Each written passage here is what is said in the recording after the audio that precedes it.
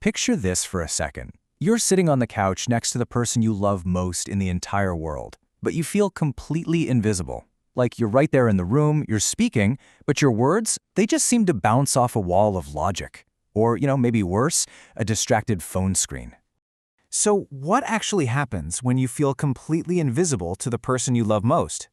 Well, it's this very quiet, incredibly heavy kind of pain. It's that sudden, isolating realization that, yeah, you're sharing a life, you're sharing a home, but you're no longer sharing an emotional reality.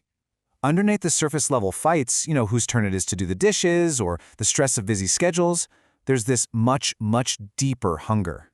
It's the desperate need to be seen, to be known, and to be truly understood by the person standing right in front of you. Let's look at Michael and Sarah. In the relationship world, experts often call what they're going through the roommate phase. Sarah looks over at Michael, just hoping for a glance or a little nod, but the silent distance between them just keeps growing. And here's the thing, when that fundamental, basic need to be seen isn't met, your actual environment starts to change around you. You might literally feel like you're walking on a floor made of eggshells. Just like Sarah, you might find yourself constantly scanning your partner's face for these tiny micro shifts in their mood, just trying to figure out if it's actually safe to speak. And when you finally gather the courage to express that hurt and you're met with something like, "Oh, you're overreacting," or "That is not what happened," man, it feels absolutely devastating. That right there, that is emotional invalidation. It's honestly like someone is pouring gasoline on a neurobiological fire inside of you. It doesn't just end an argument. It triggers this primal attachment alarm in your brain. Your nervous system doesn't just see a simple disagreement, it sees a literal threat to the survival bond that keeps you two together. And the cost of staying in this unseen state is so incredibly high. It leads to this quiet erosion of trust and a real sense of emotional homelessness right inside your own house. But listen, there is a clear path back to each other, and it's all about the skill of repair. Healing doesn't mean you have to be this perfect couple. Actually, scratch that. Perfect couples don't exist. It just requires you to become a couple that is excellent at repairing things. It means actively choosing to move away from a me versus you dynamic and finding your way back to we.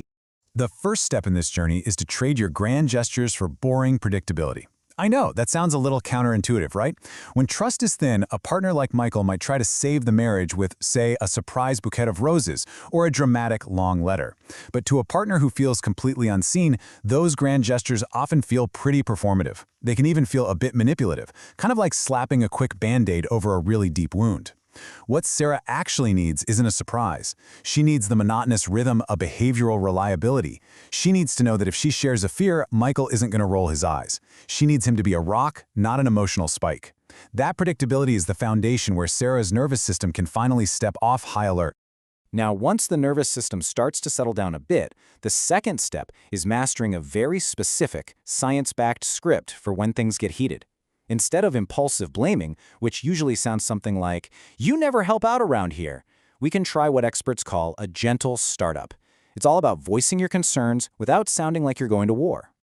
The real beauty of this formula is just how simple it is. Step 1 is simply, "I feel," where you name the emotion. Step 2 is "about," where you pinpoint the specific event. And step 3 is "and I need," where you state a positive, concrete need. Let's look at exactly how Sarah applies this. She says, "I feel lonely when we are on our phones, and I need 15 minutes of intentional connection." Do you see how that completely shifts the energy in the room? It's no longer an attack on Michael. It is an invitation for him to support her. It gives him a super clear, concrete way to be the exact partner she needs in that moment. Which brings us to the RAVE method, a 90-second protocol to restore biological safety. Let's break down these 4 steps. When Sarah is upset, Michael's very first job is to reflect. He mirrors her experience just by simply repeating her words back to her. Then, he has to accept that this is her reality, even if he doesn't necessarily agree with the facts. He just says, "That is true for you right now." After that, he validates her with 5 incredibly powerful words, "That makes sense to me." Finally, once the tension is dropped and you can physically see Sarah's shoulders relax, he can explore by asking, "What would help right now?" Taking just 90 seconds to do this can literally turn off the brain's panic alarm and bring the rational mind right back online. Think of your relationship as this third entity. It's a living thing right between the two of you. And here is the hard truth. If you choose being right over being connected, that entity will eventually starve. righteousness. That absolute conviction that your version of the facts is the only correct one is absolutely lethal to intimacy. I want to pause here for a second. Just let this sink in. You can win every argument with logic and still lose the person you love. Validation is not about surrendering your truth, I promise. It's about putting your rightness down just for a moment so you can catch your partner who is falling. You know, you can always pick up your facts later, but right now, in that moment of deep pain, your partner just needs you to hold them. Remember, creating a sanctuary at home means understanding that emotional validation is like oxygen for your relationship. It's the biological prerequisite for literally every productive conversation. By choosing to see Sarah's reality as valid, Michael is telling her nervous system, hey, the bond is intact, you are safe. And this creates that sanctuary. It turns your home from a place of eggshells into a space where you can finally stop performing and just exist. It's this beautiful practice of reparenting the relationship with care and mutual respect.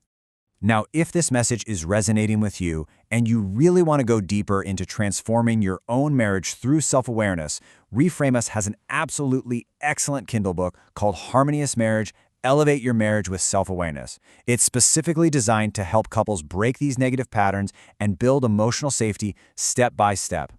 Also, if you're drawn to ancient wisdom, you should definitely check out their second book, Mantras of Love, based on Hindu wisdom. We've got links to both of those down in the description for you. Take that next step toward healing today. Because choosing to repair isn't a sign that your relationship is broken, it's a sign that it is deeply valuable. So I want to encourage you to start small this week. When your partner shares a frustration with you, don't try to fix it, and please don't dismiss it. Just look them in the eye and say, I can see why that would be frustrating. Just try it. Watch how the temperature in the room completely shifts. A healthy marriage isn't one where you never feel unseen. Honestly, that's impossible. We're all human. A healthy marriage is one where you both have the courage to keep bringing each other back into view. So, the question I want to leave you with today is this. When the tension rises, will you find the courage to put down your logic and choose connection instead?